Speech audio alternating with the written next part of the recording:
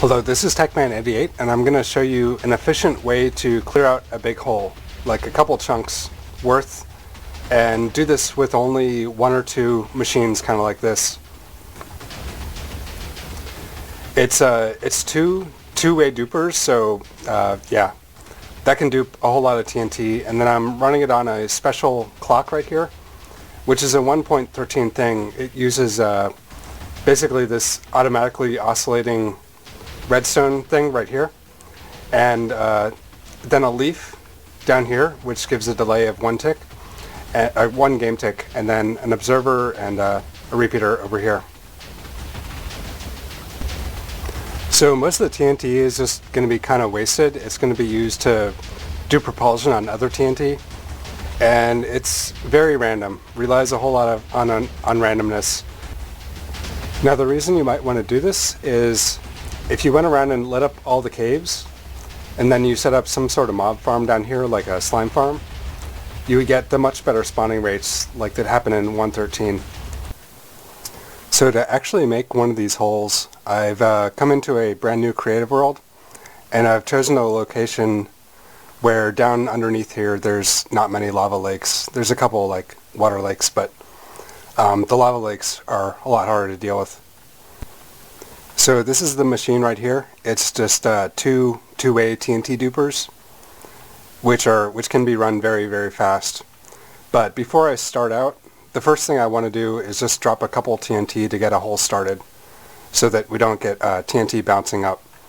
And now I'm going to turn off this rule to just delete the TNT before it explodes. So yeah, maybe just start with one blast. This part will go pretty fast.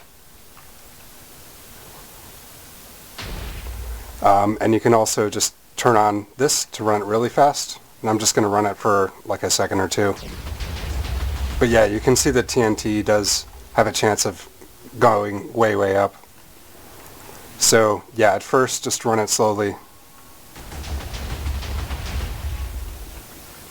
Pretty soon I should just be able to turn it on full blast.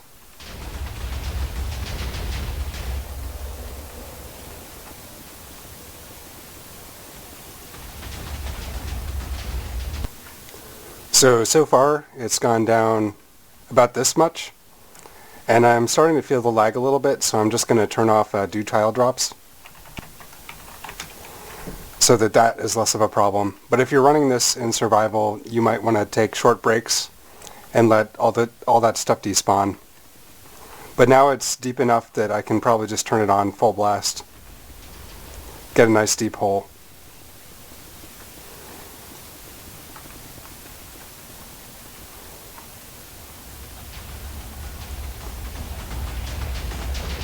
So yeah, it's already way down to bedrock, as you might expect. So the machine is set up at Y87 or so, and that's kind of an art to choose the right height. It only will drop 92 blocks, so this just barely gets down to the bedrock, and you won't be able to clear out a large area down there.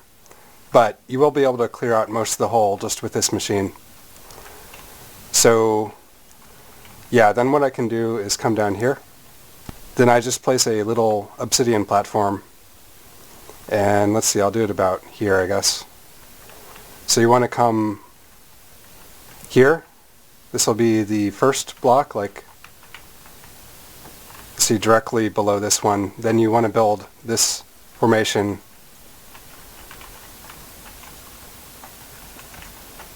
like that, and just remove the extra obsidian, of course. So that looks good, I think. So now all of this should land right there and really start taking out a nice big sphere.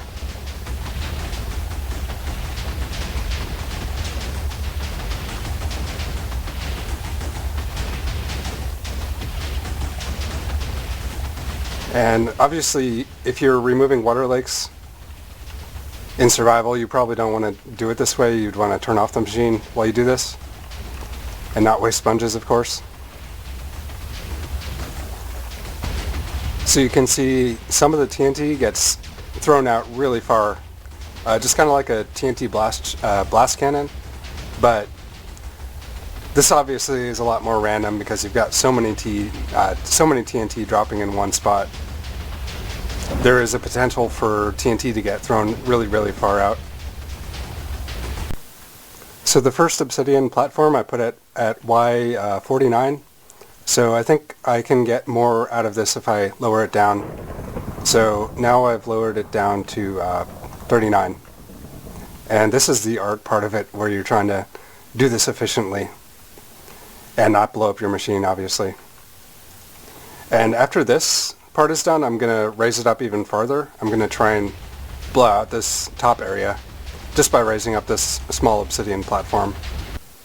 So now I've moved the obsidian platform up to Y57, and when you're doing this, the next lowest one I had was at Y49, so I'm only moving it up a couple blocks because this part can be dangerous.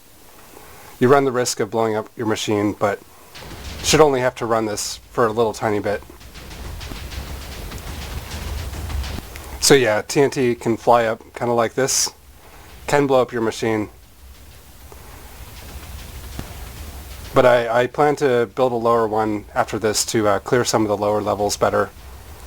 Because effectively, the fuse time left when it hits here, that directly influences how far the TNT can fly.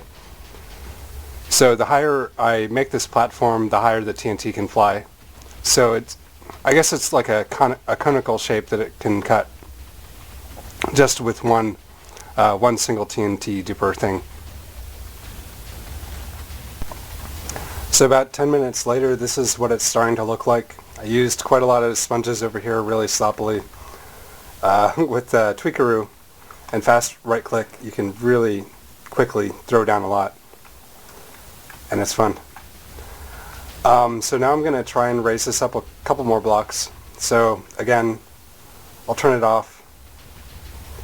And I'm going to at first run this slightly differently. So move it up, I don't know, that much. Should turn that off. Okay, so I'm actually going to start with just one duper.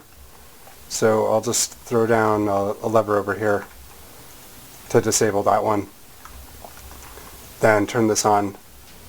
And with only one side running, it should have less likelihood to throw TNT straight up, just because there's less TNT propelling stuff randomly. But I might just turn the other one on if this isn't working too well. Yeah, I'm going to throw the other one on.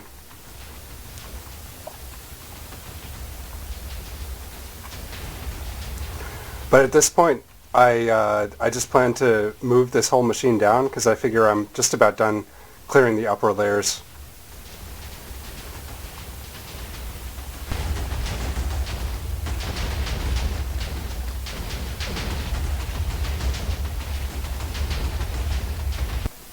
So I've moved up the platform. It's only 20 blocks below the duper, and I'm fairly sure it's going to blow itself up after a second.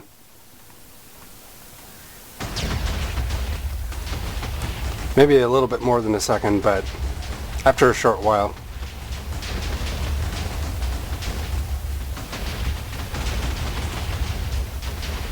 There might be a way to put some water around here, like just make a platform with water and then break the platform to create an area up here where it can't destroy blocks. And it would still propel the entities because water doesn't change that. And when you're way up here, the explosions actually become a little bit cooler. The TNT just has more fuse that it can fly. And I made a little bit of a mistake making this too close to a big lake right here. So yeah, you don't have to make that mistake yourself. So after probably 20 minutes running it at this height, where the obsidian is about 20 blocks below the duper, it did manage to blow up part of this duper. Just took out, I think, yeah, one slime and then two of these corals. So I think I'm going to say this one is done. I'm going to move it down a couple blocks. Maybe, I think 30 blocks is about where I should put it. Because if I go down here, this is where like a lot of blocks are still left. So 30 blocks above zero.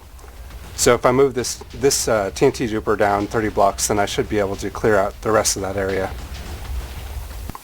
So I moved the machine down. I just have a structure block because I'm lazy, I guess. And I'm just moving the obsidian platforms down now. So that should be enough. I moved them all the way down to the bottom because it's easier to start these obsidian things at the bottom and work your way up. So looks like I have a small problem with redstone update stuff. That might fix it. Yeah, there we go. Yeah, the redstone can't be too close to this piston here on this timing mechanism. I didn't explain this part yet, but it's basically a 3 game tick on, 3 game tick off clock, which is the fastest you can run a piston. And the more TNT that you can stuff down into that little area, the bigger blast area that you'll get at the bottom. So yeah, this now is doing a pretty good job clearing these lower levels, wasting a little bit of diamonds over there. But this is just a creative world, of course. And even at this point, it's cleared out almost 4 chunks all the way to sky access. So like a slime farm could fit here pretty nicely, or a low mob farm. But I think for most people, a slime farm is going to be the purpose of this, because it really clears out this area nice and well. Doesn't leave any blocks behind, just because of the probabilistic nature of these propulsions, these momentum they get. So I've just turned on dude tile drops, and you can see just how quickly this increases the entity count, which can be a pretty big problem in 1.13. So if you are running this on a server, I would just run it for a little bit at once, then wait for the items to despawn, maybe try and collect them. And then, so like you'd have to wait 5 minutes for the items to despawn before you ran it again, which could be a little bit tedious. I think some of the other machines don't have this problem so much. But yeah, just for a server to be considerate with other people, that is what I would do. And also you can see I've raised up the obsidian platform just a couple blocks, a couple times, and now it's looking pretty decent.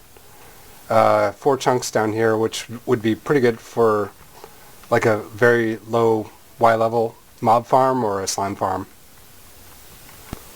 For this part, I set up a little clock to try and maximize the gain out of this.